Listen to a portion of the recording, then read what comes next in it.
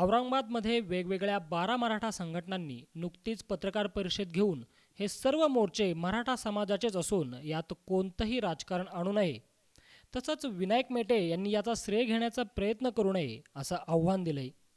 मराठा क्रांती मोर्चाची सुरुवात ही औरंगाबादला झाली आणि सर्व मराठा संघटना एकत्र येऊन ही सुरुवात केलेली आहे। त्यामुळे कुठल्याही नेत्यानं याचं श्रेय घेण्याच्या भानगडीत पडू नये, त्याचे परिणाम वाईट होतील। काल एका मराठा नेत्यानं पुण्यात पत्रकार परिषद घेतली, त्याचा आम्ही निषेध करतो। विनायक मेटेंनी त्यांनी परत पत्रकार परिषद घेऊन श्रेय घेण्याच्या भानगडीत पडू नये आणि सर्व आमदार खासदार सर्वच प्रस्थापितांना आमचं आवाहन आहे की तुम्हाला जर प्रश्न मांडायचे असतील तर ते सभागृहामध्ये मांडा। तुम्ही मोर्चात सहभागी नाही झाले तरी चालेल, पण श्रेय घेण्यासाठी मताचं राजकारण करण्यासाठी अशा गोष्टी तुम्ही करू नका असं आम्ही आवाहन करत आहोत।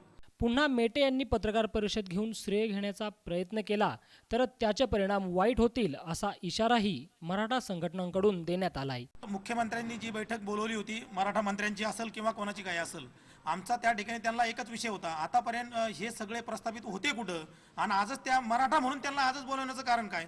तरी मुख्यमंत्री महोदयांनी सुद्धा या भानगडीत आता पडू नये।